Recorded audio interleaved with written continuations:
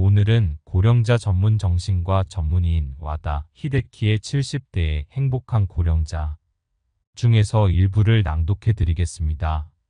70대의 행복한 고령자. 남성은 73세, 여성은 75세가 노화의 갈림길. 고령자에게 행복이란 즐기는 능력이다. 이제 인생 100년이라고들 말하는 시대가 되었다. 현재 100세를 넘긴 사람이 많다. 당연한 것이지만 100세 시대라 해도 모두가 90세, 100세를 맞이할 수 있다는 것은 아니다. 또한 90세, 100세를 맞이한다 해도 모두가 건강하고 행복하다고 장담할 수도 없다. 병간호를 받으면서 병석에 누워 지내기만 하거나 치매가 되어 자신이 누군지도 모르는 경우도 생각할 수 있다. 죽을 때 만족하며 죽기 위해서는 무엇이 중요할까? 잘 생각해보면 그것은 한 가지로 집약할 수 있다. 늙는 것을 받아들이고 지금 할 수 있는 것들을 소중히 하자라고 생각하는 것이다. 이것은 행복한 노년과 불만족스러운 노년을 구분하는 하나의 경계라고도 할 수 있다. 저자 와다 히데키 소개. 일본의 저명한 노인정신의학 및 임상심리학 전문의.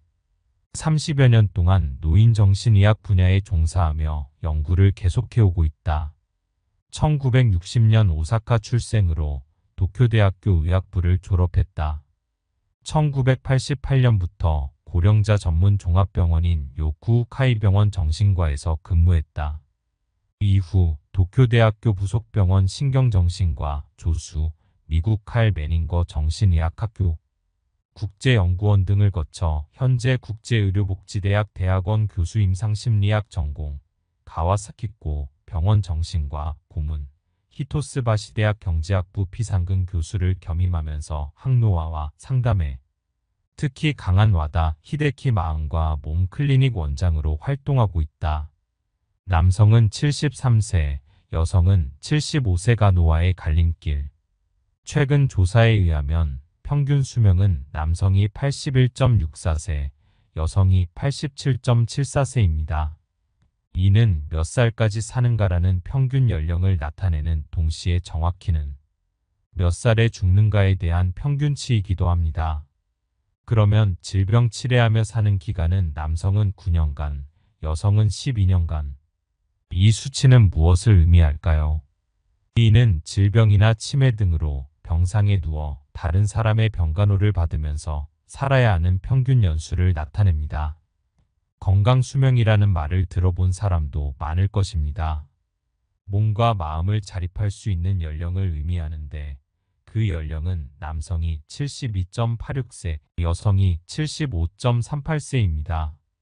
즉 평균적으로 남성은 73세, 여성은 75세에 다른 사람의 병간호가 필요하게 되는 것입니다. 또한 질병이나 치매로 병석에 완전히 드러눕게 될 수준은 아니라도 더 이상 일상생활을 혼자서 할 수 없게 되기 시작하는 평균 연령이기도 합니다. 따라서 앞서 언급한 남성 9년간, 여성 12년간은 평균 수명에서 건강 수명을 뺀 수치로 일상생활을 혼자서 하지 못하고 다른 사람의 도움을 받고 살아야 하는 기간을 의미합니다. 물론 이것은 통계상의 수치에 지나지 않습니다만 이제 인생 100년이라고들 말하는 시대가 되었습니다. 현재 100세를 넘긴 사람이 많습니다. 여러분들의 주변에도 아주 활기찬 100세 전후 사람들이 있을 것입니다. 당연한 것이지만 100세 시대라 해도 모두가 90세, 100세를 맞이할 수 있다는 것은 아닙니다. 또한 90세, 100세를 맞이한다 해도 모두가 건강하고 행복하다고 장담할 수 없습니다. 병간호를 받으면서 병석에 누워 지내기만 하거나 치매가 되어 자신이 누군지도 모르는 경우도 생각할 수 있으니까요. 앞서 평균 수명과 건강 수명에 대해 설명했습니다만 가능하면 그 차이 일상생활을 혼자서 할 수 없는 기간을 단축시켜서 건강한 노후를 보내고 싶다는 것은 당연하다고 하겠습니다. 지금 이 책을 읽고 있는 독자 중에는 건강 수명의 평균치를 넘어서고도 원기 왕성하게 생활하고 있는 사람도 있을 것입니다. 그런 사람들은 나는 건강 수명의 평균치는 넘었다고 자신감을 가져도 됩니다. 나아가서는 지금부터의 인생을 한층 더 만족하며 살아가기 바랍니다. 더하기 의료를 추천합니다. 현재 노동안전위생법에 따라 기업들은 직원들에게 건강진단을 받게 하기 때문에 대부분 사람이 건강진단을 받고 있습니다. 지금 70세 이상 대부분은 이 법에 따라 건강진단을 받았던 초기 세대입니다. 그래서인지 건강진단 결과를 매우 민감하게 의식하는 경향이 있어서 40대, 50대 건강진단에서 처음으로 이상 수치 결과를 통보받았을 때 주눅이 들어 당연히 의사 지시에 따라 정상치가 되도록 생활 습관을 바꾸려고 했을 것입니다. 사람에 따라서는 잘못된 식생활이나 생활 습관 등을 개선해야 할 점들도 있을 것입니다. 그렇다고는 해도 일반적으로는 이상 수치가 나왔다고 해서 초조해하며 의사에게 들은 대로 생활을 바꾸어야 한다는 것은 아닙니다. 사실 저는 건강진단을 받을 필요가 없다고 생각하고 있습니다. 저는 의사로서 30년 이상 고령 환자들을 전문적으로 진료해 왔습니다. 그동안 치료한 환자는 6,000명이 넘고 요양시설이나 노인홈 등 병원 이외의 시설까지 포함하면 모두 1만 명이 넘을 것입니다. 그런 경험을 바탕으로 볼 때 건강진단을 받았다고 해서 수명이 늘어난다고는 생각하지 않습니다. 오히려 고령이 될수록 생활의 질을 유지하기 위해서는 건강 진단 같은 것은 받지 않는 편이 좋다고까지 생각하고 있습니다. 실제로 건강진단이 수명을 늘려주는 효과가 있다면 왜 현재 여성의 평균 수명이 남성보다 이렇게나 긴 것일까요? 아마 지금 평균 수명 가까이까지 살고 있는 남성은 과거 회사원이었던 사람들이 대부분으로 건강진단도 정기적으로 받아왔을 것입니다. 그러나 같은 시대를 살아온 여성은 대부분 전업주부들이었기 때문에 남성에 비해 건강진단을 받을 기회가 적었다고 할 수 있습니다. 만약 건강진단이 정말 효과가 있었다면 여성에 비해 남성의 수명이 늘어나야 정상인데 이상하게도 실제 통계는 그렇게 되고 있지 않습니다. 더구나 현재 80대, 90대 건강한 여성들의 말을 들어보면 태어나서 건강진단을 한 번도 받아본 적이 없다고 말하는 사람도 있습니다. 건강진단을 받으면 장수할 수 있다라는 것은 어떤 의미에서는 우리들의 믿음에 지나지 않습니다. 그런데 건강진단에서 이상치가 나오면 의사는 무엇을 삼가세요라고 지도합니다. 즉 현재의 생활을 바꾸어서 지나치다고 생각되는 것을 빼내자는 것입니다. 그러나 저는 어느 정도의 연령에 도달한 사람들은 빼내서는 안 된다고 생각합니다. 나이가 들어도 넘치고 건강하게 살기 위해서는 오히려 부족한 것들을 더해주는 것이 중요합니다. 우리는 이상하게도 염분이나 혈당치, 콜레스테롤이 건강진단에서 기준치가 초과되었다고 지적하는 경우는 있어도 부족할 경우에 나쁜 점이 언급되는 경우는 거의 없습니다. 다른 영양소들의 경우도 마찬가지입니다. 그런데 제가 고령자를 전문으로 진료해온 경험으로는 나이가 들면 부족한 것보다 좀 많은 듯한 편이 낫다는 것입니다. 즉, 나이가 들면 들수록 빼기 의료보다 더하기 의료가 현명하다는 것이죠. 고령자가 생각해야 할 것은 부족한 영양을 섭취해야 합니다. 그래야 세포의 염증을 막고 몸의 산화를 방지할 수 있습니다. 신체의 기능이 올바르게 작동해야 실현 가능합니다. 70세부터는 단순한 고령자가 아니라 행복한 고령자가 됩시다. 당연한 것이지만 사람은 각자 나이도 체형도 다릅니다. 성격이나 사고방식도 다르죠. 생활환경, 일, 가족 구성도 다릅니다. 개개인들은 전혀 다른 인생을 걸어온 온전히 별개의 사람들입니다. 그러나 대부분 사람들에게 공통점이 있습니다. 그것은 모두가 결국 죽어간다는 것인데요. 이것만은 피할 방법이 없습니다. 죽음에 이르기까지는 두 갈래의 길이 있습니다. 하나는 행복한 길입니다. 죽을 때 좋은 인생이었다. 고마웠다고 만족하며 죽어갈 수 있는 길입니다. 다른 하나는 만족스럽지 못한 길입니다. 아, 그때 이렇게 했어야 했는데 라든지 어쩌다 이런 지경이라고 후회하며 죽어가는 길입니다. 어느 길을 택할 것인가? 그것은 물어볼 필요도 없습니다. 죽을 때 만족하며 죽기 위해서는 무엇이 중요할까요? 잘 생각해보면 그것은 한 가지로 집약할 수 있습니다. 늙는 것을 받아들이고 지금 할 수 있는 것들을 소중히 하자라고 생각하는 것입니다. 이것은 행복한 노년과 불만족스러운 노년을 구분하는 하나의 경계라고도 할 수 있습니다. 행복이란 본인의 주관에 의한 것입니다. 즉, 내가 어떻게 생각하느냐에 따라 달라집니다. 가령 자신의 늙음을 한탄하며 저걸 못하게 됐네, 이것밖에 남은 게 없네라고 안 되고 없는 것을 헤아려가며 사는 사람이 있습니다. 다른 한편에는 자신의 늙음을 받아들이면서 아직 이건 할 수 있지, 저것도 남아있네라며 되고 있는 것들을 소중히 하며 사는 사람이 있습니다. 누가 더 행복한 사람일까요? 지금까지 저의 임상 경험으로는 되고 있다며 사는 사람이 더 행복해 보였고, 가족이나 주위에서도 함께 즐거워해주는 사람들이 많았습니다. 우리는 65세 이상을 고령자, 75세 이상을 후기 고령자로 부르고 있습니다만 어쩐지 기계적인 느낌이 들고 좀 안쓰럽기도 합니다. 지금까지 열심히 살아왔는데 좀 더 밝고 희망적으로 부르는 방법이 있어야겠다고 생각했기에 다음과 같이 제안할까 합니다.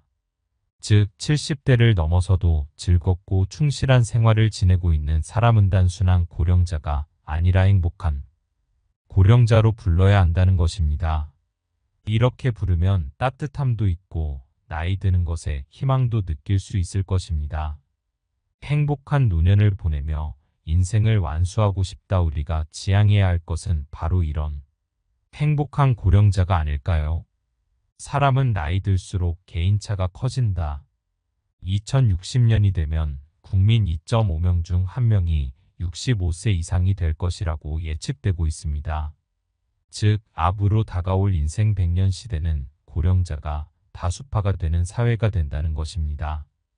그렇게 되면 노인들만의 획일적인 사회가 되는 것인가라고 상상하는 사람도 있을지 모르겠지만 그것은 오해입니다.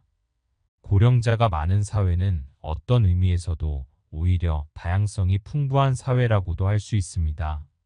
사람은 어릴 때부터 현역 세대에 이르기까지 누구나 대체로 일정한 범위 안에 속하는 경우가 많습니다. 예를 들면 일반적인 초등학교에서 성적이 좋은 학생과 가장 안 좋은 학생 간의 지능지수는 대체로 80에서 120 정도입니다. 50m 달리기를 하면 빠른 학생이 6에서 8초 정도이며 늦은 학생도 15초 정도에 들어옵니다. 젊을 때는 기껏해야 그 정도 차이밖에 나지 않습니다. 그런데 80세 고령자들끼리 비교해보면 어떻게 될까요? 어떤 사람은 치매에 걸려 말도 못 알아듣는가 하면 병석에서 일어나지도 못하는 사람들도 있습니다. 하지만 여전히 대학 교수를 계속하는 사람도 있고 뛰어난 업적을 남길 정도로 열심히 일하고 있는 사람도 있습니다.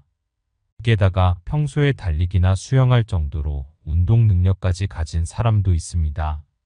즉, 나이가 들면 들수록 젊을 때보다 신체 능력이나 건강 상태의 개인차가 커지게 된다는 것입니다. 인생 100세 시대를 맞이하면서 우선은 이러한 점들을 이해하고 있을 필요가 있겠습니다. 현대의학은 노화도 유전도 이길 수 없다. 저는 지금까지 30년 이상을 고령 환자 의료에 종사해 왔습니다. 하지만 종종 무력감을 느낄 때도 있습니다. 가령 젊을 때부터 담배를 계속 피워왔지만 100세가 다 되도록 큰 병 한 번 없이 건강한 사람도 있습니다.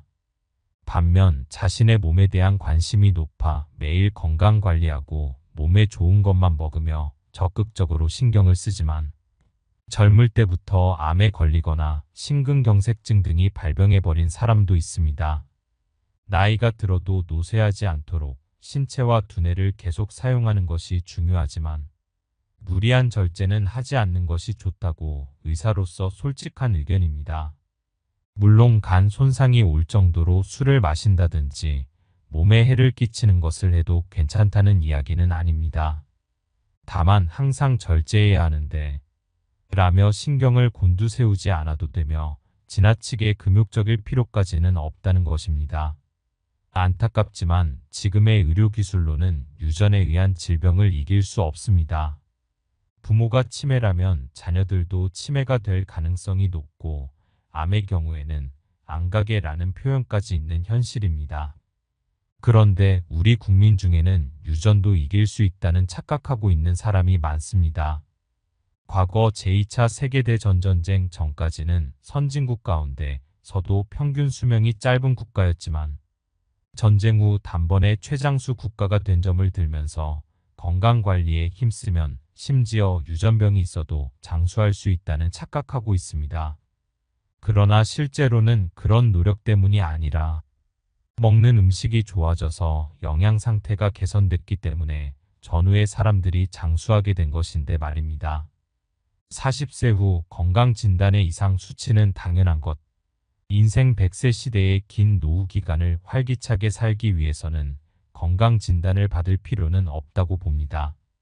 검사 항목 중 일부에서 이상 소견이 나온 사람이 열심히 노력해서 정상 수치를 회복했다고 합시다.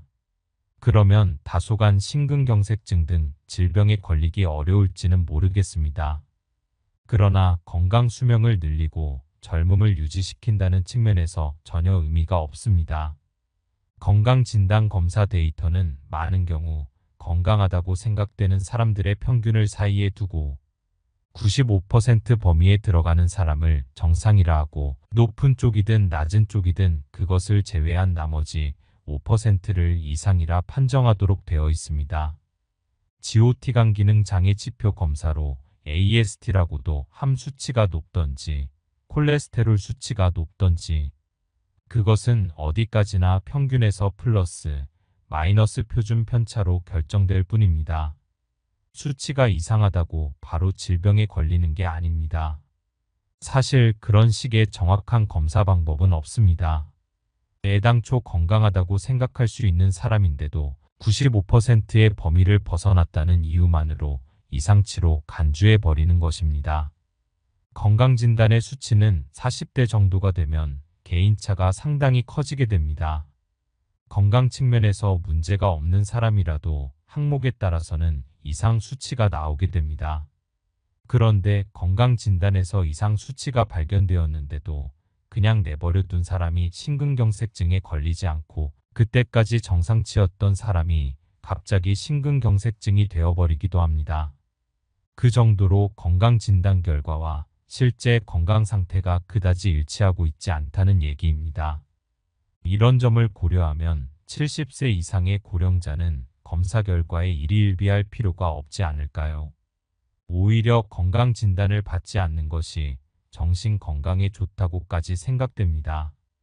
검진에서 나온 이상 수치를 개선하려고 노력한다는 것 자체가 오히려 노화를 촉진시킨다는 점이 더 큰 문제일 수도 있습니다. 고혈당치를 무리하게 정상치로 하면 위험하다. 2008년 2월 가장 권위 있는 의학 잡지 중에 하나인 뉴잉글랜드 의학 저널의 당뇨병 치료 성공 여부에 관한 대규모 조사 결과가 발표되었습니다. 이는 어코드 시험이라 불리는 미국의 연구로 혈당치를 엄격히 관리한 경우와 그렇지 않은 경우를 비교해서 생존율 향상 여부를 검증하기 위해 2001년에 시작했는데 미국과 캐나다에서 1만 명 이상의 당뇨병 환자를 추적 조사한 신뢰도가 높은 연구입니다. 참고로 근래에는 당뇨병 검사할 때 혈중포도당과 결합한 헤모글로빈의 비율을 보는 헤모글로빈 A1C 당화혈색소가 지표로서 사용되고 있습니다. 정밀 건강검진의 혈액생화학 검사 항목이기도 해서 알고 있는 사람들도 많을 텐데요. 이 수치는 6% 미만이 정상이고 8% 이상이 지속되면 여러 가지 합병증이 발생한다고 합니다. 어코드 시험에서는 헤모글로빈 A1C 당화혈색소가 7.5% 이상인 1만 명 이상을 대상으로 40세에서 79세의 사망률을 조사했습니다. 그 결과 헤모글로빈 A1C를 엄격하게 6% 미만으로 유지시키는 강화요법을 실시한 5,128명과 7에서 7.9%를 목표로 완화된 치료를 한 표준요법 실시 대상자 5,123명을 비교한 결과 강화요법 쪽의 사망률이 유의미하게 높게 나타났습니다. 더욱이 저혈당의 부작용도 매우 많이 나타나서 일부 조사는 3년 반 만에 중단되고 맙니다. 또 2010년 1월에는 역시 세계 최고 수준의 의학지인 랜셋의 혈당치를 정상치 가깝게 내리면 사망률이 올라간다고 하는 연구 결과가 게재되었습니다. 이는 헤모글로빈 A1C를 어디까지 낮추어야 사망률이 가장 낮은지를 밝히는 연구였는데 어코드 시험보다 규모가 더욱 커서 48,000명을 대상으로 실시되었습니다. 그 결과 7.1%까지는 헤모글로빈 A1C를 낮출수록 사망률이 낮아지지만 7.1% 아래로 내려가면 내려갈수록 사망률이 높아진다는 것으로 밝혀졌습니다. 결론적으로 당뇨병의 혈당치를 무리하게 정상치로 낮추는 것은 위험하다는 것이 세계의학계의 추세가 되고 있음을 알 수 있습니다. 당뇨병 환자가 치매에 걸리기 어렵다. 저와 같은 노인 의료 전문 의사는 예전부터 당뇨병의 폐해가 크다는 것을 체험해 왔습니다. 나이가 들면 누구나 동맥경화가 생기게 되고 혈관벽이 두꺼워지며 혈관이 좁아집니다. 이 상태에서 저혈당을 일으키면 뇌로 포도당이 도달하기 어렵기 때문에 의식이 혼탁해지거나 대소변을 가리지 못하게 되고 치매 같은 증상이 나타나게 됩니다. 실제 임상 현장에서는 혈당이 높은 당뇨병 환자는 치매가 잘 안 걸린다고 흔히들 말하고 있습니다. 제가 근무했던 요쿠우카이 병원의 이타가키 데루유키 의사의 연구에서는 생전에 당뇨병 환자였던 사람과 그렇지 않았던 사람의 뇌를 해부한 결과를 비교 조사했습니다. 그 결과 당뇨병 환자였던 쪽에서 알츠하이머형 치매가 8.9%로 당뇨병 환자가 아니었던 쪽의 27.9%에 비해 훨씬 적다는 것이 밝혀졌습니다. 당뇨병에 관해서는 혈당치를 낮춘다고 해서 마냥 좋은 것도 아니고 저혈당의 폐해도 크다는 것을 알 수 있게 되었습니다. 다만 일본에서는 아직 혈당치를 정상치로 돌려야 한다고 생각하는 당뇨병 전문의가 많은 현실입니다. 실제로 후쿠오카현의 히사야마마치에서 오랜 기간 계속되고 있는 한 추적 조사에서는 당뇨병 환자가 그렇지 않은 사람에 비해 2배 이상 알츠하이머 치매가 되기 쉽다는 결과가 나오고 있기도 합니다. 이것이 요쿠우카이 병원의 결과와는 정반대인데요. 하지만 요쿠우카이 병원과 히사야마마치 간에는 치료 방침에 큰 차이점이 있습니다. 요쿠우카이 병원에서는 혈당치가 좀 높은 편이 건강 상태도 좋고 치매도 되기 어려워서 적극적인 치료는 거의 하지 않는 반면 히사야마마치에서는 정상치가 되도록 적극적인 치료가 실시되고 있습니다. 저는 당뇨병 환자가 치매가 되기 쉬운 것은 적극적인 치료로 인해 저혈당 상태가 유지되고 있는 시간대에 뇌신경세포를 손상시켰기 때문이라고 믿고 있습니다. 당뇨병의 문제는 혈당치보다 도동맥경화를 진행시키는 것이다. 그러면 당뇨병의 문제는 도대체 무엇일까요? 그것은 동맥경화를 진행시킨다는 점입니다. 사실 당뇨병이 무서운 것은 혈당치가 높아짐에 따라 작은 동맥경화가 발생하기 쉽게 되는 것입니다. 신장에 동맥경화가 생기면 당뇨병성 신증이 되고 말초신경의 혈류가 감소하면 당뇨병성 말초신경장애가 발생합니다. 당뇨병이 실명으로 이어지는 것도 안저의 동맥경화가 진행되어 혈액이 도달하지 못하기 때문입니다. 동맥경화에 의해 일어나는 병 중 가장 으뜸인 것은 아마도 심근경색증일 것입니다. 다만 동맥경화는 질병이라고 생각되고 있지만 노화현상이라고도 할 수 있습니다. 이것도 요쿠우카이 병원에서 경험했습니다. 실제 사후 해부를 실시했을 때 80대 후반에 동맥경화가 생기지 않은 사람은 없었습니다.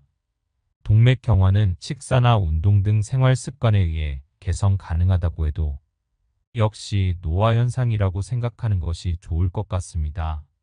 한편 혈당치는 낮은 것이 좋다든지 위에 기술하겠지만 콜레스테롤치도 낮으면 좋다고 하는 상식들은 고령자가 많은 사회에서는 바뀔 필요가 있습니다. 낮은 칼로리로 저영양 상태가 되면 오히려 더 늙어버립니다. 뭐든지 낮은 게 좋다, 부족한 것이 좋다라는 소박한 신앙은 이제는 슬슬 버려야 할 때라고 생각합니다. 콜레스테롤은 몸에 안 좋다는 가짜 뉴스. 여기에서 목소리를 높여서 하고 싶은 말이 있습니다. 콜레스테롤은 몸에 안 좋다라는 말은 가짜 뉴스이며 잘못된 믿음이라는 것입니다. 오히려 건강한 노후를 위해서 콜레스테롤은 필수 불가결한 물질이라고 할 수 있습니다. 원래 콜레스테롤은 사람을 포함해 동물 신체를 구성하는 지질의 일종인데 성호르몬이나 세포막의 재료가 되기도 하는 등 생명체에 없어서는 안 되는 물질입니다. 게다가 콜레스테롤은 뇌 속에 세로토닌을 운반하는 큰 역할을 수행하고 있다고 생각됩니다. 그렇기 때문에 콜레스테롤 수치가 높은 사람이 우울병에 잘 안 걸린다는 것도 알려지고 있지요. 또한 우울병에 걸린다 해도 쉽게 치료된다고 합니다. 더욱이 콜레스테롤은 중요한 남성 호르몬인 테스토스테론의 재료이기도 합니다. 섹스리스가 되기 쉬운 것은 콜레스테롤을 낮추는 것이 좋다는 잘못된 인식이 널리 퍼진 결과 남성 호르몬의 분비가 저하된 것이 그 원인의 하나라고 저는 보고 있습니다. 더불어 콜레스테롤 수치가 낮으면 암이 발생하기 쉽다는 역학 데이터도 있습니다. 이는 면역세포의 재료가 부족해졌기 때문일 것입니다. 콜레스테롤이 너무 많으면 고콜레스테롤, 혈증이 되어 동맥경화를 발생시키는 위험이 높아지는 것은 분명합니다. 그러나 그 수치가 너무 작아도 혈관이 약해져서 뇌졸중을 일으키기 쉽습니다. 원래 일본인의 평균 수명이 세계 최상위가 된 이유 중에 하나는 전쟁 후 콜레스테롤의 섭취량이 증가했기 때문입니다. 콜레스테롤 섭취량이 많아짐으로써 혈관이 튼튼해지고 부드러워져서 출혈성 뇌졸중에 의한 사망자가 격감했고 지주막하 출혈이 아닌 뇌내출혈은 현재 거의 볼 수 없게 되었습니다. 뇌졸중이라 해도 뇌경색이 대부분입니다. 나쁜 콜레스테롤이라고 하는 LDL-1도 콜레스테롤 경우도 나쁘다고 하는 것은 동맥경화와 관련된 것뿐이고 면역 기능에 대해서는 호르몬의 재료로서 좋은 콜레스테롤입니다. 콜레스테롤 수치가 높은 편이 암에 덜 걸린다.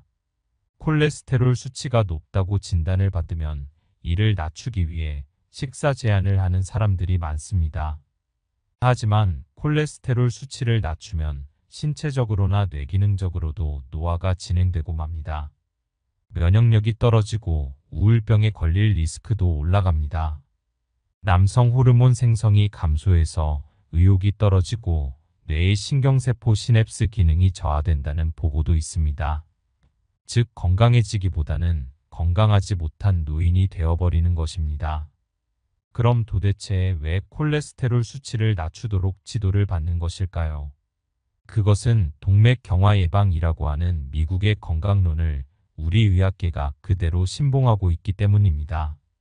미국에서의 사망 원인 1위는 심장병입니다. 암으로 사망하는 사람보다 많은 사람이 심장병으로 사망하고 있어서 심근경색증 예방이 장수를 위한 건강대책으로 선정되고 있는 셈입니다. 그러나 우리의 질병 구조는 전혀 다릅니다. 암으로 사망하는 사람이 허혈성 심장질환으로 사망하는 사람보다 10배 이상 많으며 심근경색증으로 죽는 사람의 수는 OECD 국가 중에서도 가장 적습니다. 이렇듯 질병 구조나 식생활이 전혀 다른데도 콜레스테롤은 나쁜 것이라고 하는 미국식 건강론이 믿어지고 있는 것입니다. 암으로 사망하는 수가 가장 많다면 콜레스테롤 섭취 제한 같은 것은 해서는 안 되고 면역 활성을 높일 방안을 생각하는 편이 오히려 장수에 기여합니다. 검진 결과와 실제 건강 상태가 연계되지 않는다. 건강진단에서 혈당치나 콜레스테롤 수치가 정상치를 넘어서 의사한테 수치를 낮추도록 지도를 받았다고 말하는 사람들이 많습니다. 그런데 저는 전술한 바와 같이 건강진단 결과는 실제 건강 상태와 연결되지 않고 있다고 생각합니다. 현재 우리의 건강진단에서는 일반적으로 50에서 60개 항목에 대한 검사를 실시하는데 이들 중 건강에 영향을 준다는 확실한 근거가 있는 것은 혈압, 혈당치 등 5개 항목 정도입니다. 즉, 혈압이나 혈당치가 아주 높은 경우는 그 시점 또는 장래에 그 사람의 몸에 명백히 좋지 않은 일이 일어난다. 이것도 확률론입니다. 많고 인정되지만 그 외의 항목들은 수치가 좋던 나쁘던 거의 믿기가 어렵습니다. 건강 진단을 받은 사람이 콜레스테롤이나 혈압 수치에 일희일비하는가 하면 이상치가 원인이 되어 발생한다고 하는 동맥경화나 뇌경색, 심근경색증 등 중증 질병이 될까 두려워서 예방하고 싶다고 생각하기 때문일 것입니다. 그러나 실제로는 건강진단에서 나쁜 수치가 나온 이후에 그냥 내버려 두었는데도 심장이나 혈관이 거의 좁아지지 않았다는 사람이 있는가 하면 반대로 제대로 정상치였음에도 심근경색증으로 쓰러져 버린 사람도 있습니다. 더 큰 문제는 현재 건강 진단과 건강 상태를 연계한 장기적인 대규모 조사로 추적하는 연구가 전무하다는 것입니다. 사실 이와 같은 연구를 대학병원 의사들이 꺼리는 이유는 후생 노동성이 사태 파악을 제대로 못하고 있다는 측면도 있지만 연구비를 지원해 줄 투약을 늘리는 연구는 제약회사가 스폰서가 됩니다만 스폰서가 없기 때문입니다. 때문에 질병 구조도 식생활도 전혀 다른 해외 데이터를 무리하게 신봉하고 있는 현실이 계속되고 있습니다. 절제 때문에 노쇠해진 모습은 미덕인가? 불로장생이라고 하면 중 노년의 고목처럼 야위고 가늘어진 몸매의 신성 같은 이미지가 우선 떠오르지 않습니까? 일체의 욕망을 끊고 절제로 깡마른 모습이 우리의 미의식이라는 점은 부정할 수 없습니다. 에도 시대의 베스트셀러 요조쿤에는 소식을 하라, 적당한 양을 알아라, 큰 소리로 소란을 피우지 말고 기력을 배양하라고 계속 반복하면서 많이 먹고 욕심내는 것을 삼가고 절제하는 것이 건강 장수의 비결이라고 주장하고 있습니다. 저자인 카이바라 에키케는 유학자로서 도덕적인 말을 한 것이지만 이것이 당시 사람들의 감각에도 잘 맞았던 것 같습니다. 그런데 카이바라 에키켄이 살던 시대로부터 300년이 지난 지금도 절제와 소박한 식사가 장수의 최대 조건인 것처럼 생각되고 있습니다. 콜레스테롤치가 높으니 계란을 먹지 않는 것이 좋아요. 고기 섭취를 줄여주세요. 지방은 비만의 원인이니 가능한 섭취하지 않는 것이 좋아요. 그러나 뭐든지 중용이라는 것이 있고 지금 현재 중용 상태로 잘 있는 사람이 절제를 한다면 오히려 몸에 좋지 않은 법입니다.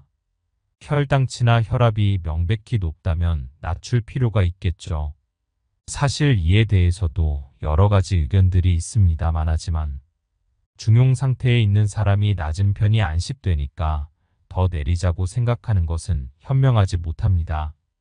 절제와 다이어트는 오히려 노화를 촉진시킨다. 이상적인 건강 상태에 있는 사람이 의도적으로 그 상태를 벗어나려고 하는 것이 현재의 다이어트 붐입니다. 혈당치나 혈압에 아무 문제가 없고 약간의 비만 상태인 사람이 식사량을 줄이면 비타민이나 단백질, 콜레스테롤 등의 영양이 부족해지고 대사가 악화되어 노화가 진행되어 버립니다. 포도당을 에너지로 바꾸는 과정에는 비타민 같은 물질이 필요한데 부족할 경우 섭취한 칼로리를 에너지로 유효하게 활용할 수 없게 됩니다. 제대로 소비되지 못한 칼로리는 지방의 형태로 저장되고 기초대사가 나빠져서 소위 나이살이 되어버립니다. 그러면 배가 고파 고통스러울 지경인데도 체중은 전혀 줄어들지 않는 악순환에 빠져버리게 됩니다. 40대, 50대의 흔히들 젊을 때보다 훨씬 덜 먹는데도 살이 찐다는 사람들이 있는데 이는 대사가 나빠진 전형적인 케이스라고 하겠습니다. 대체로 부족한 편이 남는 것보다 몸과 뇌에 좋지 않습니다. 게다가 나이가 들수록 부족한 것으로 인한 해로움이 나타나기 쉽습니다. 이는 신체의 항상성을 흐트러뜨리는 경우가 발생할 때 적응할 여유가 없어졌기 때문입니다. 가령 여름철 아이들은 밖에서 놀거나 운동을 해도 아무렇지도 않지만 노인의 경우에 약간의 탈수 상태나 영양실조 상태를 방치해 두는 것만으로도 쉽게 쇠약해지고 죽음에 이르는 경우가 드물지 않습니다. 40에서 50대는 지금까지 금욕적인 생활을 하는 것이 좋다고 과신하는 경향이 있습니다. 카이바라 에키케네 시대에는 어찌되었든 당시 평균 수명은 30대였다고 합니다. 현대에는 나이가 들수록 절제와 다이어트는 노화를 촉진시킨다는 것이 명백해지고 있습니다. 40대, 50대라면 몰라도 60대 이후는 의식을 바꾸어야 할 필요가 있지 않을까요? 의사가 알려주는 약물의 손익계산서. 만약 지금 복용 중인 의약품 수를 줄이고 불필요한 수술도 하지 않는다면 고령자들은 보다 건강해지고 생활의 질도 향상될 것입니다. 결과적으로는 의료비 절감으로까지 이어진다고 생각할 수 있습니다. 일례로 지난 2007년 재정 파탄이 발생한 푸케도의 유바라시에서는 그때까지 있었던 171개 병상의 종합병원이 문을 닫게 되었습니다. 의료기관이라고는 19개 병상이 있는 진료소뿐 유바라시에는 CT나 MRI가 한 대로 없게 되어버렸습니다. 그런데 이상하게도 시민들의 평균 수명이 줄어들지 않고 심근경색증이나 암으로 인한 사망률이 오히려 감소했습니다. 한편 코로나19가 유행한 2020년 전국 사망자 수가 예년보다 약 1만 명 감소하여 주목받았습니다. 그러니까 지금까지 고령화로 매년 2만 명 정도씩 사망자가 증가하고 있었던 점을 감안해보면 실질적으로 사망자 수 감소가 3만 명인 셈입니다. 저도 의사로서 근무하며 겪은 일이지만 병원에서 신형 코로나 감염증을 옮길 수 있다는 우려 때문에 고령자가 진료를 받지 않고 정밀 검사받는 사람도 격감해 이러다가 사망자가 증가하는 건 아닐까라는 우려했던 것이 사실입니다. 그런데 실제로는 정반대의 현상이 일어났습니다. 어떻게 된 일일까요? 아무래도 지금까지 우리들이 생각했던 고령자에게 열심히 의료 서비스를 제공하면 건강하고 오래 살 수 있다라는 상식은 맞지 않는 듯합니다. 근본적인 문제는 고령자에 대한 약물의 적정 사용법을 밝히기 위한 대규모 조사가 아직도 일본에서는 진행되지 못하고 있다는 점입니다. 만약 의료비 증대에 따른 재정 파탄을 막고자 한다면 그런 대규모 조사를 시급히 실시해야 할 것입니다. 그 조사 결과에 따라 고령자에게 과다한 약 처방을 적정 수준으로 바꾸는 것이 해결책이 될 수 있을 것입니다. 사실 그런 연구는 진작에 해야 했고 잘못된 것을 지적했어야만 했습니다. 그러나 제약회사의 접대 금지 이후 다소의 변화가 있긴 해도 지금까지 일본 노인의료학회는 제약회사와 모종의 관계를 가지고 고령자에게 점점 많은 약을 처방하는 잘못된 방향으로 이끌어왔습니다. 게다가 후생 노동성의 공무원들도 퇴직 후 제약회사를 가고 싶어하니 의료개혁에 대한 동기부여가 전혀 안 되는 것입니다. 그렇다고 해서 이런 의료를 계속하면 재정 파탄이 될 것은 틀림없습니다. 따라서 고령자에 대한 투약을 감소시킬 연구가 반드시 시작되어야 합니다. 그 결과 과다 처방으로 인해 오히려 고령자 생활의 질이나 건강 수준을 떨어뜨리고 있다는 실태가 명백히 드러나면 이 책에서 제가 주장하고 있는 것이 그렇게 과격한 주장이 아니었다는 것을 알 수 있는 날이 올 것입니다. 반드시 그렇게 해야 잘못된 상태가 개선되고 인생 100년 시대에 걸맞는 의료가 됩니다. 절말 유익한 검사는 심장과 뇌의 정밀 건강검진뿐이다. 앞에서 건강진단은 불필요하다고 했습니다. 하지만 돌연사를 피하기 위해서는 CT, MRI 등을 활용한 심장 정밀 검진과 뇌 정밀 검진은 받을 가치가 있다고 생각합니다. 건강진단은 정상치 범위에서 아래 위 어느 쪽이든 벗어나면 이상이라고 판단할 뿐입니다. 사람마다 개인차를 인정하지 않고 수치만으로 판단하려고 하는 시스템입니다. 그러나 심장과 뇌의 정밀 검진은 몸 상태를 제대로 볼 수 있습니다. 개인차도 고려해서 판단이 이루어집니다. 심장의 정밀 검진으로 심장을 둘러싼 관상동맥 어딘가에 협착이 발견되면 이를 넓혀줄 처치도 받을 수 있습니다. 해리성 대동맥류 등이 발견될 경우에도 어느 정도의 처치를 기대할 수 있습니다. 관련해서 지인에 대한 이야기를 해보겠습니다.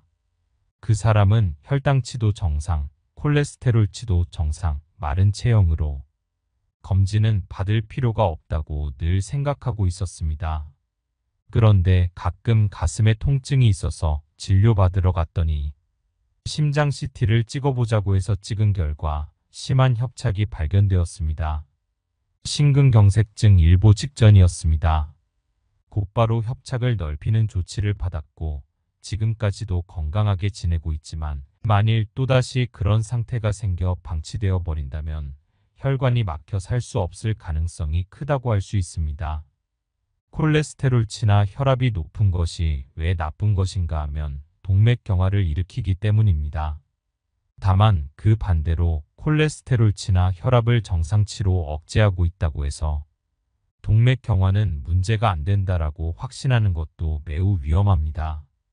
수치가 정상인지 비정상인지에 일희일비할 것이 아니라 관상동맥의 협착이 진행되고 있나 없나를 실제로 확인하는 것이 훨씬 중요합니다.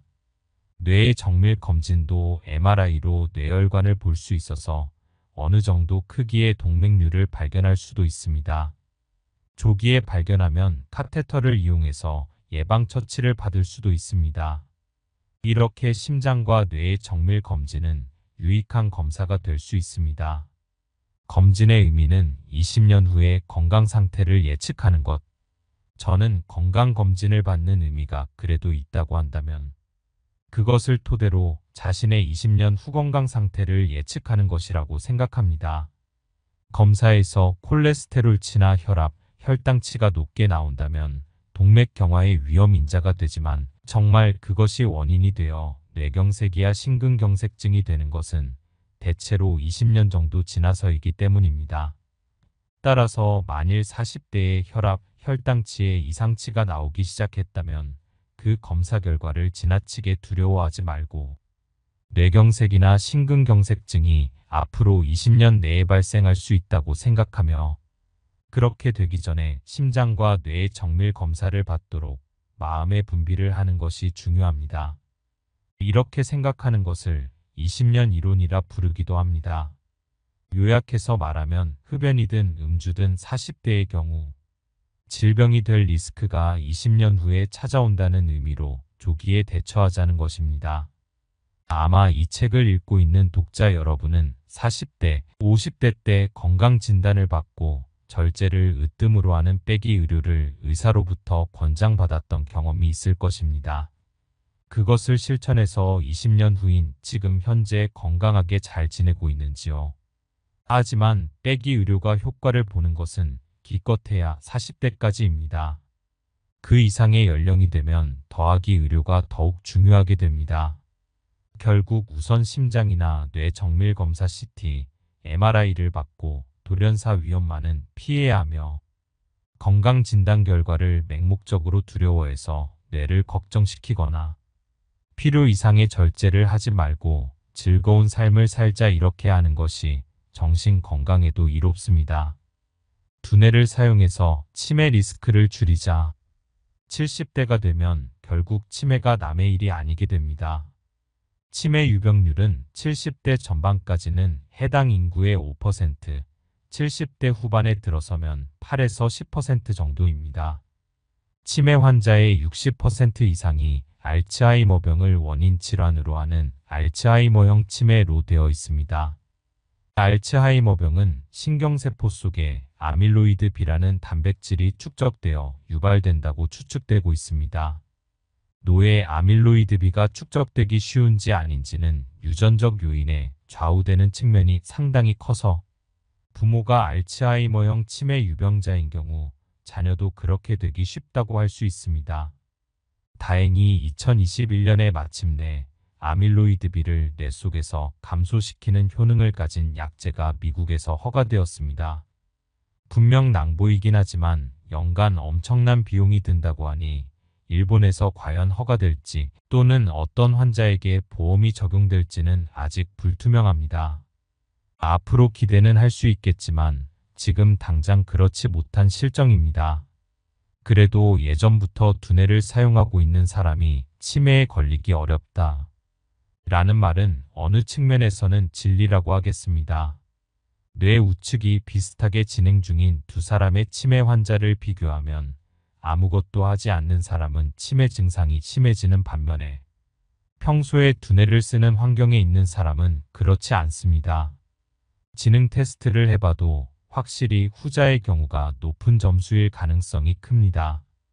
두뇌를 제대로 잘 사용해서 치매의 리스크를 낮출 수 있도록 해야겠습니다. 지금의 70대는 예전의 70대와 완전히 다르다. 가령 1980년 당신 60대 후반 사람의 약 10% 가까이가 평소에 보행하는 것이 불가능했었습니다. 그러나 2000년에는 정상 보행이 안 되는 사람이 2에서 3%로 격감합니다. 저도 고령자를 오랜 기간 진료해왔지만 예전의 70대는 그 나름 비칠비칠거리는 면이 있었지만 지금의 70대는 아직 기운이 생생한 사람이 많고 10년은 젊어 보이는 듯합니다. 이렇게 활발한 70대가 증가한 이유는 전쟁 후의 영양 상태 개선을 들 수 있습니다. 전후의 식량난 끝에 미국에서 탈지 분유가 대량 들어오면서 영양 상태가 개선될 수 있었습니다. 성장기 영양 상태가 개선됨으로써 수명이 늘어나고 체격도 좋아져서 남성의 평균 신장이 170cm가 넘은 것이 1970년 전후입니다. 예전에는 어릴 때 영양실조도 있었고 키가 작은 고령자가 때때로 있었지만 지금은 거의 보이지 않습니다. 전후 출생한 사람들은 이렇게 평균 수명이 늘어나고 체격도 좋아져서 건강하고 원기를 유지할 수 있게 되었습니다. 그 선두가 바로 지금 70대를 맞이하는 사람들입니다. 인생 최고의 세계가 펼쳐지는 70대. 70대란 아주 노쇠해서 집에 틀어박혀 있지 않는 한 남성이나 여성 모두가 여러 가지에 잘 어울리는 세대입니다. 사치를 해도 잘 어울리고 정장이나 캐주얼 패션 모두 잘 어울리는 나이입니다. 또한 70세를 지나면 다양한 세계를 즐길 수 있고 선택지도 넓어지게 됩니다. 가령 모자나 안경 또는 스카프나 머플러를 활용해 자기 나름의 세련미를 더할 수 있습니다. 젊을 때는 하고 싶어도 어울리지 않아서 포기했던 소품들이 70대가 되면 의외로 뭐든지 잘 어울리게 됩니다. 여기서도 역시 적극적인 70대가 돼야 합니다. 세련미를 남들이 알아줄 때 기분이 좋아지기 때문에 더욱 적극적으로 행동하고 사람들과 만나는 것에 보람도 커지게 됩니다. 70대란 이제 나이가 들어서 피곤하기만 해서 라며 집에만 있기에는 아까운 나이입니다. 혼자 떠나는 여행도 어울리고 바의 카운터에 홀로 앉아있는 것도 멋지게 어울리는 나이입니다. 남녀 불문하고 미술관이나 박물관, 경마장도 어울립니다. 이렇게 계속 바깥으로 나가다 보면 내 기분이 좋아지는 장소와 즐겁게 지낼 수 있는 시간이 차츰차츰 발견됩니다. 70대는 노화와 싸울 수 있는 최후의 기회. 인생 100세 시대의 길고 긴 노화의 기간을 건강하게 보내기 위해서는 우선 뇌의 기능을 어떻게든 유지하는 것이 중요합니다. 아울러 70대에 가지고 있는 운동 기능을 80대 이후에도 오랫동안 유지하는 것도 필요합니다. 그러니까 70대를 어떻게 지내느냐가 그 열쇠가 됩니다. 70대 전반까지는 치매에 걸리거나 간호를 받는 사람들이 아직 10%가 안 됩니다. 다치거나 큰 병을 앓지 않는다면 50대, 60대처럼 웬만한 것은 다 할 수 있습니다. 인생 최종반의 활동기인 70대를 확고하게 의식적으로 보내야지 뇌와 몸이 젊음을 유지할 수 있고 나중에 요양 서비스를 받는 시기도 늦출 수 있습니다. 건강한 80대로 연착륙하기 위해 가장 중요한 시기라고 할 수 있습니다. 앞으로 노화를 두 시기로 구분해서 생각할 필요가 있다고 저는 생각합니다. 즉 70대를 노화와 싸우는 시기로 하고 80대 이후를 노화를 받아들이는 시기로 나누는 것입니다. 아무리 맞서봤자 노화를 받아들이지 않을 수 없는 시기가 80대 이후에 반드시 찾아옵니다. 그때가 와도 계속 젊게 살고 싶다고 싸워봤자 결국은 좌절감에 시달릴 뿐입니다. 85세를 지날 무렵부터는 누군가의 손을 빌려야 할 일들이 많아지고 그때야말로 있는 그대로 자신의 노화를 받아들여야 하는 시기라고 생각하면 됩니다. 그렇다고 80세가 넘게 늙어버린 자신에게 실망하거나 싫어할 필요는 없습니다. 오히려 큰 병으로 생명을 잃지 않고 사고를 당하는 일도 없이 천수를 완수해가는 도중에 늙음과 직면하고 있다고 생각하면 괜찮지 않을까요? 한편 70대에는 사람들이 보다 활기차고 아직 노화와 싸울 수 있는 시기라고 할 수 있습니다. 건강해지려고 노력하는 것은 70대에는 효과도 있고 의미도 크다고 생각합니다. 80대가 되더라도 건강한 상태를 오랫동안 지속할 수 있고 생활의 질도 유지하며 신체도 어느 정도 움직일 수 있고 정신 상태도 또렷하게 살고 싶다면 70대를 어떻게 보낼지 잘 생각해 봐야 합니다. 이때의 하루하루 노력이 80대 이후의 삶의 본질을 크게 좌우하기 때문입니다. 단번에 늙지 않기 위해 가장 필요한 것. 지금의 70대는 원기왕성하다고 해도 이 나이대만의 위험도 많이 안고 있는데 그중 가장 큰 위험이 의욕이 저하되는 것입니다. 앞에서 뇌 기능과 운동 기능을 유지하는 데는 계속 사용하는 것이 중요하다고 말했습니다.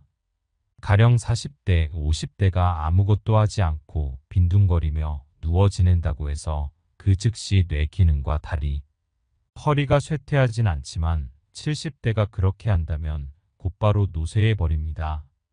70대는 의욕적으로 신체를 움직이거나 두뇌를 사용하지 않으면 바로 요양 서비스 대상이 되어버리는 위험을 안고 있습니다. 이는 많은 고령자들이 알고 있는 점이기도 합니다. 하지만 실제로 계속 사용하는 것을 실천할 수 있는 사람은 그다지 많지는 않습니다. 왜냐하면 70대가 되면 머리로는 이해하고 있어도 의욕 저하가 진행되어 활동 수준이 떨어지기 때문입니다. 아무것도 하고 싶지 않고 흥미를 갖지 못해 사람 만나는 것도 꺼려지고 외출도 싫어하는 경향이 나타나게 됩니다. 사실 이런 의욕 저하야말로 노화의 가장 두려운 것입니다. 질병과 부상을 계기로 늙어버리는 것도 있지만 나이가 들면 의욕이 감퇴하는 것이 요인이 되어 갑자기 늙어버립니다. 이러한 의욕 저하가 현저해지는 때가 바로 70대라고 할 수 있습니다. 즉 80대에도 건강하게 지낼 수 있을지 없을지는 70대에 얼마나 의욕 저하를 막는가에 달려 있습니다. 70대의 몸에 익힌 습관은 이후의 인생을 구해준다. 70대의 뇌 기능과 신체 기능을 의식적으로 계속 사용하면 80대, 90대가 돼도 요양 서비스 받는 시기를 늦출 수 있습니다. 우선 활동 수준이 떨어지지 않도록 의욕 저하를 피하고 전두엽과 남성 호르몬 활성화를 촉진시킬 필요가 있습니다. 이를 위해서 계속 사용하는 습관 만들기가 중요합니다. 70세 전후에 많은 사람들이 일에서 은퇴하게 되면 이렇다 할 신체 움직임이나 두뇌를 사용할 이유가 없어져 버립니다. 즉, 이 시기부터 의도적으로 뇌를 쓰고 신체를 움직이려는 것을 습관화하지 않으면 뇌 기능도 운동 기능도 더 이상 계속 유지하는 것이 불가능해집니다. 또한 70대의 습관 만들기가 중요한 또 하나의 이유가 있습니다. 그것은 70대 때 시작한 습관은 80대 이후 그리고 생애 끝까지 계속됩니다. 예를 들면 70대에 평소 걷겠다고 마음먹고 산책하는 습관이 든 사람은 그것을 80대가 돼도 계속합니다. 수영을 하겠다, 등산을 하겠다고 70대에 결심하고 습관화시킨 사람은 80세가 돼도 체력이 있는 한 계속합니다. 등산할 수 없게 되더라도 그것을 대체할 무언가를 해서 몸을 움직이려고 하는 마음가짐. 많은 평생 계속할 것이 틀림없습니다. 운동뿐만 아니라 연극 관람, 그림, 바둑, 장기, 시 등의 취미 활동도 70대에 습관화시켜두면 80대가 되어도 이를 그만두는 일은 거의 없습니다. 70대 동안 아무것도 하지 않은 사람이 80대가 되어 새로운 습관을 만드는 것은 상당히 어려운 것이 아닐까 싶습니다. 왜냐하면 80대에는 신체 기능이 70대 때보다 떨어지고 새로운 것을 시작한다는 의욕도 더욱 감퇴하기 때문입니다. 그렇기 때문에 현역 때와 비슷한 신체 기능과 의욕이 남아있을 70대 동안에 좋은 습관을 몸에 익혀두는 것이 중요하겠습니다. 회사에서 일할 때는 골프를 했었지만 정년퇴직 후에 내 돈 내고 갈 수 없다며 그만두어야겠다고 생각하는 사람도 있습니다. 몸을 움직이는 좋은 습관이 이미 있는 것이면 70대가 돼도 가능한 계속하는 것이 좋습니다. 따로 돈을 들여 골프를 치러 가지 않아도 할 수 있는 것은 얼마든지 있으니까요. 70대 사람은 그냥 내버려 두면 아무것도 하지 않고 곧바로 노쇠에 버릴 위험성이 있습니다. 그렇기 때문에 기능 유지를 위해서라도 의도적으로 움직여주는 것이 중요합니다. 이럴 때 의식적으로 좋은 습관을 만들어 줌으로써 80대가 되더라도 활기찬 상태를 유지할 수 있습니다. 은퇴 따위는 없다. 최근 정년 연장, 정년 후 재고용 등 고령자도 일할 수 있는 환경이 차츰 갖추어지고 있습니다. 지금 70대라면 현역 때 장기 근무하던 회사를 퇴직한 사람들이 많습니다. 70대에 단번에 노쇠해버린 전형적인 사람은 은퇴 후 모든 활동을 한꺼번에 그만둬 버린 사람입니다. 지금껏 죽도록 일했으니 퇴직하고 이제 좀 아무것도 하지 말고 집에서 빈둥거리며 지내고 싶다고 퇴직할 날만을 손꼽아 기다리는 사람도 있습니다. 그러나 70세까지 현역 생활을 하던 사람이 퇴직 후 어떻게 살 것인가에 대해 아무런 생각 없이 퇴직해버리면 단번에 노쇠해버리는 경우가 많습니다. 일을 하고 있다면 매일 그 나름의 지적활동과 다른 사람들과의 대화도 있고 다양한 일들과 부딪히게 됩니다. 그러나 집에만 있으면 그러한 뇌활동이 없어지게 되고 치매가 될 위험만 높아질 뿐입니다. 직장 생활을 하면 아무리 사무직이라 해도 통근하다 보면 생각보다 신체를 많이 사용하게 됩니다. 하지만 70대가 퇴직 후 집에만 있으면 한 달쯤 후에는 운동 기능이 엄청나게 떨어져 버립니다. 더구나 이것이 전두엽의 노화를 가속화시키고 전두엽이 위축하면 의욕도 없어지고 맙니다. 바로 패배의 악순환에 빠져버리는 것입니다. 그렇게 되지 않기 위해서라도 퇴직이 다가오면 지금까지 일을 대신해서 다음에는 무엇을 할 것인지를 생각하여 사전에 준비해 두는 것이 중요합니다. 퇴직하면 한동안 쉬었다가 다음 일을 준비해야지 라고 생각 중이라면 나태한 생활에 어느샌가 시간이 다 지나가고 그것이 습관이 되어버릴 수도 있습니다. 수명이 늘어나고 90세, 100세까지 살게 될 앞으로 시대는 은퇴한다는 생각 자체가 노후 생활에서 리스크가 될 수 있습니다. 은퇴 따위는 생각하지도 말고 항상 현역 시민이 되겠다고 생각하는 것이 노화를 늦추고 기나긴 노후를 활기차게 지낼 수 있는 비결이 될 수 있습니다. 한편 현재는 연금도 적기 때문에 뭔가 새로운 일을 시작하는 것도 하나의 선택이 될 수 있습니다. 금전적 측면에서 뿐만 아니라 노화를 늦추는 측면에서 보더라도 퇴직 후에 새로운 직장에서 다시 일을 시작하는 것이 좋습니다.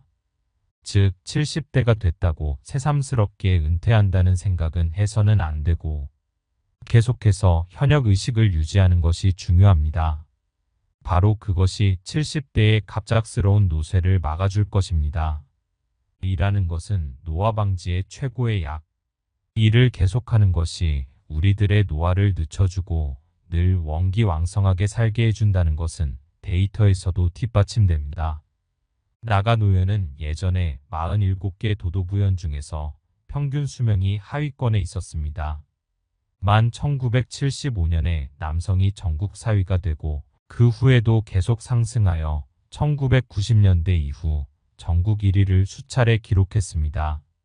여성도 2010년 조사에서 1위가 되면서 남녀가 함께 평균 수명이 전국 1위가 되었습니다.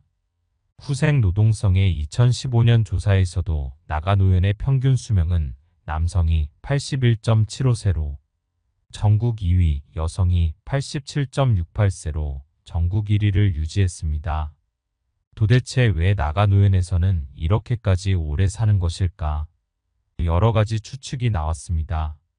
나가노현에서는 메뚜기와 벌의 유충 등 곤충을 먹는 식습관이 있기 때문이라던가 지형적으로 산이 많아 산길을 자주 다녀서 다리 허리가 튼튼해졌기 때문이라는 등의 이유가 제기되기도 했습니다. 그러나 최근에는 곤충을 먹는 것도 줄어들었고 자동차 보급으로 산길을 걷는 일도 별로 없어서 이런 가설을 그다지 설득력이 없다고 해야겠지요. 저는 진짜 이유는 나가노현 고령자들의 취업률에 있지 않을까 생각하고 있습니다. 왜냐면 나가노현은 지금까지 고령자 취업률에서 전국 1위를 여러 차례 기록하고 있기 때문입니다. 총무성 통계국의 최신 데이터에서도 2017년 10월 1일 현재 나가노현 고령자의 취업률이 남성은 41.6%, 여성이 21.6%로 남녀 모두 전국 1위입니다. 집에만 붙어 있지 않고 적극적으로 바깥으로 나와 일하는 것은 운동 기능과 뇌 기능의 노화를 늦춰주고 수명도 연장시켜준다고 생각합니다. 이는 오키나와의 평균 수명과 취업률 관계를 살펴봐도 알 수 있습니다. 오키나와현은 이전에는 장수하는 현의 이미지가 있었습니다. 하지만 현재 여성은 그래도 장수하는 편이지만 남성은 평균 수명이 전국 도도부현 중 30위 이하가 되고 말았습니다. 앞서 후생 노동성 2015년 조사에서도 오키나와 남성은 전국 36위로 하위권, 한편 여성은 전국 7위에 올라 있습니다. 오키나와 남성과 여성은 거의 같은 유전자를 가지고 있고 같은 기후 풍토에서 생활하고 있는데도 불구하고 왜 이 정도까지 평균 수명의 차이가 나는 것일까? 저는 그 이유도 취업률에 숨겨져 있다고 생각합니다. 왜냐면 오키나와 남성 고령자의 취업률이 전국 최하위이기 때문입니다. 이것이 남성 평균 수명을 낮추고 있는 요인이 아닐까라고 보는 거죠. 한편 여성의 경우는 젊을 때부터 전업주부도 있고 고령이 되어서도 집안일에 한몫하고 있는 경우도 많아서 취업률 자체가 남성만큼 수명에 영향을 미치지 않을지도 모르겠습니다. 그러나 남성의 경우는 일을 하느냐 안 하느냐가 평균 수명에 영향을 미친다고 볼 수 있습니다. 한편 나가노현에서는 고령자 1인당 의료비가 전국 최저 수준이라는 조사 결과도 있습니다. 즉 나이가 들어도 활기찬 사람들이 많다는 것이죠. 고령이 되더라도 계속 일을 하는 것이 활동 수준을 높게 유지할 수 있는 가장 손쉬운 방법입니다. 또한 신체와 뇌의 노화를 늦춰주는 역할도 해서 활기찬 70대, 80대를 가능하게 해주는 겁니다. 다만 나이가 든 뒤 일하는 방식은 젊을 때와는 달라야 할 것입니다. 즉 돈과 효율만을 추구하는 일처리 방식에서 자신의 경험과 지식을 활용해서 다른 사람을 도와주고 사회에 도움이 되는 것에 보다 가치를 두는 것도 좋습니다. 설령 돈만을 추구한다고 해도 나이가 들면 젊을 때만큼 성과를 얻기는 점점 어려워집니다. 뜻대로 할 수 없는 일도 많아지죠. 그럴 때 스스로 가치 없는 존재가 돼버렸다고 낙담하는 사람들도 있습니다.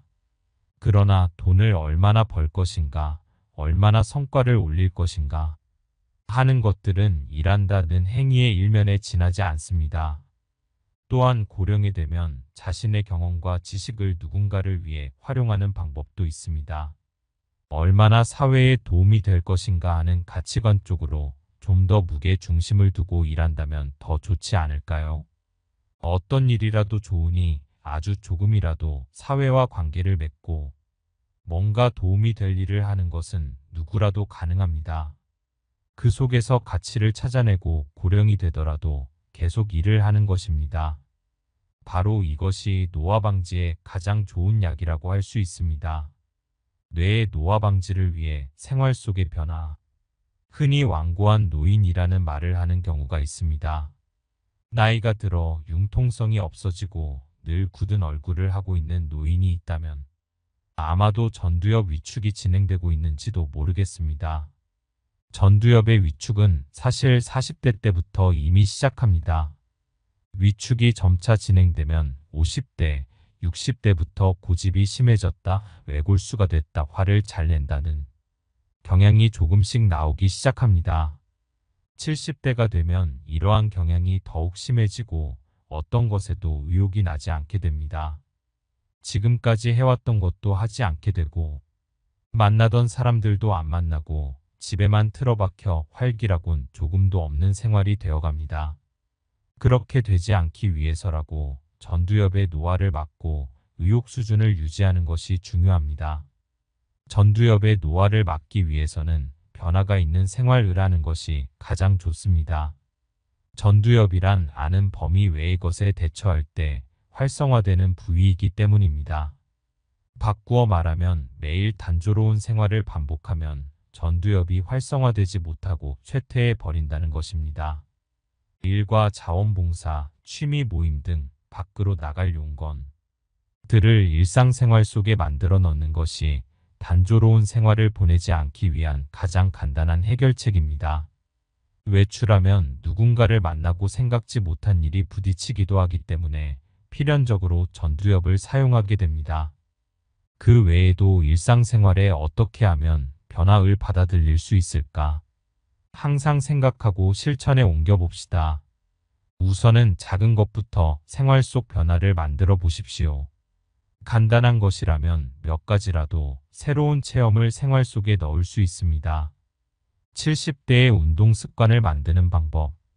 70대의 생활에서 또 하나의 중요한 포인트는 운동 기능의 유지입니다. 아직 70대라면 그 나름 신체를 자유롭게 움직일 수 있는 사람이 대다수이기 때문에 이 시기를 놓치지 않도록 해야 합니다. 이 연령대에 의식적으로 몸을 움직이고 있는지 아닌지가 80대가 되고 나서도 오랫동안 운동 기능을 유지하게 될 것인가 아닌가에 크게 영향을 미칩니다. 다만 70대 사람의 경우 너무 심한 운동은 피하는 것이 좋습니다. 때때로 몸에 좋다고 생각해서 그러는 건지는 모르겠지만 가끔 엄청나게 무리를 하는 사람들을 볼 수 있습니다. 하루 종일 헬스센터에만 있는 사람, 하루에 20km나 달리는 사람 등등 그렇게까지 하는 사람들은 반드시 건강 체크를 빠뜨리지 말고 하기를 부탁드리고 싶습니다. 왜냐면 70대의 운동 부하가 지나치게 걸릴 경우 오히려 몸이 약해져 버릴 수도 있으니까요. 충분한 주의가 필요합니다. 또한 심한 운동은 몸을 산화시켜 노화를 촉진시키기 때문에 사실은 느긋한 운동을 하기를 권하고 싶습니다. 가령 산책이라면 가볍게 자신의 페이스로 계속해 나갈 수가 있습니다. 또한 집 밖으로 나가서 햇볕을 쬐므로써 세로토닌 생성을 돕는 효과도 있습니다. 세로토닌은 활동 의욕을 증진시키고 정신적으로 활기차게 해줍니다. 한편 일상 속에서도 운동 기능을 유지하는 작은 힌트들이 많이 있습니다. 혹시 외출했을 때 역 또는 상가 같은 곳에서 계단을 피하고 엘리베이터나 에스컬레이터를 찾거나 하지는 않습니까? 충분한 안전을 확보할 수 있다면 가끔은 노화 방지라고 생각하고 계단을 이용하십시오. 그것도 올라가는 계단이 아니라 내려가는 계단을 제대로 걸어 주십시오. 본래 고령자에게는 올라가는 것은 시간이 걸리긴 해도 의외로 올라갈 수 있습니다. 반대로 내려가는 것은 근력이 약해지면 무서워서 걸을 수가 없게 됩니다. 나이가 들면 약해지는 근육과 약해지지 않는 근육이 있는데 계단을 오르고 내리는 데는 사실 내려갈 때 근육이 먼저 약해집니다. 내려가는 계단을 총총걸음으로 잘 내려갈 수 있다는 것은 다리가 젊다는 의미입니다. 따라서 계속해서 자신의 다리로 걷는 것을 목표로 한다면 계단에서는 내려가는 연습을 하는 것이 좋습니다. 다만 넘어질 우려가 있다면 하지 않는 것이 좋겠지만 무리가 안 되는 정도로 계단을 이용해서 다리 근육을 유지시키도록 해주십시오. 산책 이외에도 최근에는 수중에서 걷기를 하는 사람도 많이 있습니다. 이것도 몸에 부하를 많이 주지 않는 좋은 운동입니다. 수중에서의 운동은 전신 운동도 되고 부력 때문에 관절에 부하가 걸리지 않아 고령자도 안심하고 할 수 있습니다. 또한 골프나 테니스 등 젊을 때부터 계속해온 운동이 있다면 그만두지 말고 가능한 계속해야 합니다. 다만 일상적으로 하는 운동이라면 격렬한 운동보다도 느긋하게 몸을 움직이는 편이 70대에게는 좋을 것입니다. 넘어져 다칠 위험을 줄이는 방법. 70대에는 넘어져서 부상을 당하는 것도 갑자기 노화를 초래할 수 있는 위험 요인이라고 할 수 있습니다. 젊을 때라면 골절로 3주 정도 입원했다고 해도 원래 생활로 돌아오는데 그렇게 시간이 걸리지 않습니다. 그러나 고령자가 3주씩이나 입원하면 운동 기능은 물론 뇌 기능도 급속히 쇠퇴해버립니다. 병원이라는 낯선 환경에서 자유롭지 않는 생활을 억지로 하게 되면 치매와 같은 증상이 나타나기 시작도 하고 치매가 진행되어 버리는 경우도 있습니다. 운동 기능을 회복하기 위한 재활 기간도 고령이 되면 길어지고 경우에 따라서 후유증도 남게 됩니다. 입원 중에 했던 수술 때문에 체중이 감소하고 체력이나 면역력이 저하하며 급격히 노쇠해지는 경우도 흔히 있습니다. 최악의 경우 입원 중에 다른 병이 함께 생겨 그만 병석에서 일어나지 못하게 되는 경우도 발생합니다. 이렇듯 넘어지는 것은 남은 인생을 크게 좌우하는 위험 요소라 하겠습니다. 간단한 대처법으로는 건강할 때부터 집안의 실내 동선에 맞추어 난간을 설치해 두는 것입니다. 난간을 설치했다고 절대 안심할 수 있다는 것은 아니지만 넘어질 위험을 줄일 수 있는 것은 분명합니다. 또 한 가지 넘어질 위험에 대한 중요한 대처 방안으로 현재 복용 중인 약을 다시 검토해 보는 것입니다. 고령자가 되면 밤에 잠이 오지 않아 정신안정제를 처방받는 사람이 많이 있습니다. 그러나 사실 안정제에는 근육 이완 작용이 있어서 근육이 이완하면 고령자는 힘이 들어가지 않게 되어 쓰러져 버리는 경우가 쉽습니다.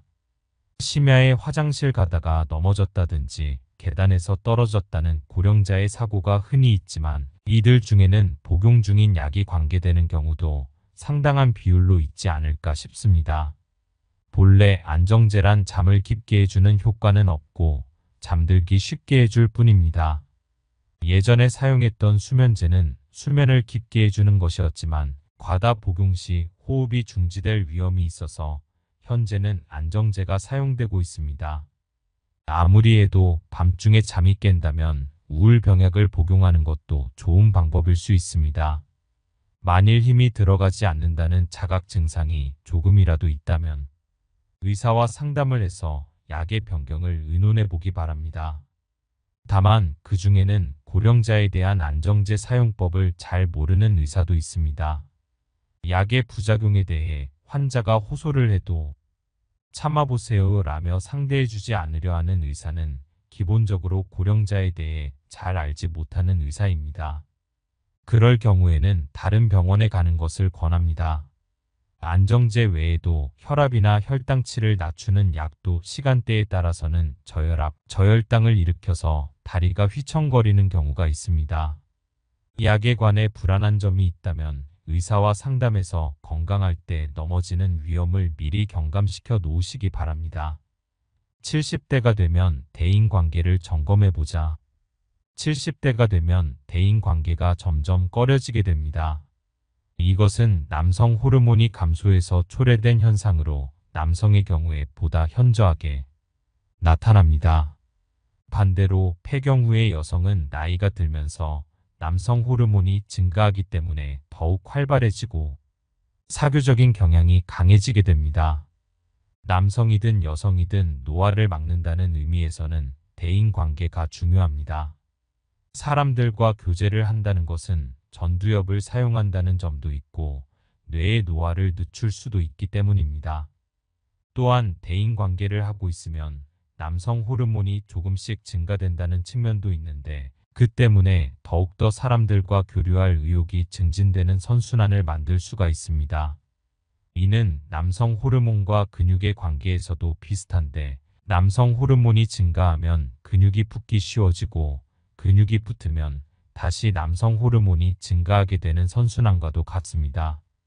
따라서 70대가 되면 가능한 사람과의 만남을 중단하지 말고 계속해 나가도록 하는 것이 좋습니다. 다만 주의해야 할 것은 싫은 사람과의 만남은 이제 관두는 편이 좋다는 것입니다. 의무감이나 타성적으로 싫은 만남을 계속하면 사람과의 만남 자체가 점점 싫어지게 됩니다. 70대가 되면 자신의 기분에 솔직해져서 교우 관계를 다시 잘 살펴보고 만나면 좋은 상대, 즐거운 친구와의 만남만을 가져도 됩니다. 스포츠 이야기가 좋은 사람은 그런 화제로 흥을 올려줄 수 있는 상대, 정치 이야기가 좋은 사람은 그런 이야기를 할 수 있는 상대, 어떤 주제든 말하고 싶은 것을 말할 수 있는 상대가 이상적이겠죠. 정치적 입장이 다르고 응원하는 스포츠팀이 다르다고 해도 말하고 싶은 것을 함께 이야기할 수 있는 상대와의 교류는 전두엽의 활성화에 가장 적합하다고 하겠습니다. 다만 고령이 되면 이미 전두엽의 위축이 진행 중이기 때문에 단지 의견이 다르다는 이유로 싸움이 되기도 합니다. 젊을 때라면 상대의 대립된 의견에도 잠자코 들어줄 수도 있지만 나이가 들면 화가 나서 용서할 수가 없어지기 때문입니다. 험악한 관계가 될 듯하면 그 사람과의 만남은 피하고 의견이 비슷하게 통하는 사람들끼리 만나도록 하십시오. 70대가 되면 싫은 것은 가능한 하지 않는 것이 중요합니다. 할 수 있는 것과 할 수 없는 것을 정리하자. 노화를 받아들인다고 하면 매우 어려운 것처럼 생각하지만 그렇게 의식하지 않으면서 자연스럽게 해내는 사람들이 많습니다. 기력과 쇠퇴를 서서히 실감하고 있는 나날 속에 문득 정신을 차려보니 그런 상태를 받아들이고 있었다라는 사람들이 의외로 많습니다. 문제는 인생 종반에 이르기까지 오히려 노화와 싸운다는 의식이 더 강해지는 사람입니다. 그런 사람도 이제는 싸울 수 없게 된 건가? 라는 느낌이 든다면 바로 그때부터 사는 방법을 잘 바꿔서 깨끗하게 물러나야 합니다. 그렇지 않으면 생각지 못한 깊은 상처를 입게 될 수도 있으니까요. 사는 방법은 자연스럽게 바꾸어가며 80대를 가급적 즐겁게 지낼 수 있는 요령이 몇 가지 있는데 그중 하나가 할 수 있는 것과 할 수 없는 것을 정리하고 할 수 없는 것에 대해서는 할 수 없는 것이 당연하다고 생각하는 것입니다. 더 이상 할 수 없는 것은 깨끗이 단념하고 그것에 대해서는 80대라는 내 나이를 생각해보면 할 수 없는 것이 당연하다라고 받아들이며 구애받지 않는 것이 중요합니다. 그렇게 될 때는 순순히 남의 도움을 빌리자는 의식의 전환도 필요하다는 것을 꼭 유념해 주기 바랍니다. 가령 요양보험 서비스를 받는 것은 지금처럼 필요할 때를 위해 세금과 보험료를 그동안 내온 것이기 때문에 당연한 권리라고 생각해야 합니다. 더구나 아직 할 수 있는 것을 너무 쉽게 그만둔다든지 포기한다든지 하지 않는 자세도 매우 중요합니다. 행복이란 즐기는 능력이다. 인생에는 여러 가지 의미에서 오르막과 내리막이 있습니다. 올라갈 때나 내려갈 때나 행복한지 어떤지는 생각하기에 따라 다릅니다. 가령 인생의 마지막 단계에서는 요양 서비스를 받고 자녀들로부터 도움을 받는 경우가 많습니다. 그것을 꼴불견이다라고 생각하면 불행하겠지만 고맙다고 생각하면 행복입니다. 갓 태어난 아기는 아무것도 할 수 없지만 귀여움을 받습니다. 물론 반짝반짝 빛나고 토실토실해서 이론의 여지 없이 귀엽기는 하지만 상대에게 온몸을 맡긴 채 모든 것을 받아들여 주기 때문에 더욱 사랑스러운 점도 있지 않을까 싶습니다. 사람은 이렇게 보호를 받으며 나고 성장하고 마지막 순간에는 계호를 받으며 죽습니다. 제가 정신과를 선택한 것은 인간이라는 존재에 관심이 있었기 때문입니다. 그래서 28세 때 지인이 하던 고령자 전문 병원에 근무하게 됩니다. 임상의 현장에서는 의학 서적이나 논문의 지식만으로는 통하지 않습니다. 환자분들이야말로 살아있는 교과서였습니다. 이 세상 누구라도 자기만의 인생 드라마가 있고 모두가 그 드라마의 주인공들이었지요. 마음의 병이 원인이라고 하는 부덕이나 불운은 누구에게나 일어날 수 있습니다. 인간은 누구나 단 하나의 존재인 동시에 잘난 인생, 못난 인생이 따로 있는 게 아니라는 것을 깨닫게 되었습니다. 마음의 전문가로서 환자들을 이끌어야 할 입장인 제가 오히려 환자들로부터 깊은 가르침을 받게 된 것입니다. 아기처럼 일하고는 말하지 않겠습니다. 마지막에 이르러서는 고맙다라며 순수히 받아들이는 것이 행복으로 이어진다고 생각합니다. 또 한 가지 행복에 관한 힌트라고 한다면 그것은 어린 아기의 즐거워하는 모습입니다. 아기는 사소한 것에도 열중하고 크게 웃기도 하며 뭐든지 즐겨버리는 능력이 있습니다. 행복이란 무엇인가? 에 대한 대답은 사람마다 같을 순 없겠지만 궁극적인 행복이란 역시 즐기는 능력이 아닐까 싶습니다. 즐겨야지 비로소 인생 100년을 이룰 수 있습니다. 80세의 벽을 넘어 앞으로 20년 행복한 고령자로서 하루하루 새로운 도전을 즐기기를 바라겠습니다. 이상은 골드 인생이었습니다. 감사합니다. 사랑합니다.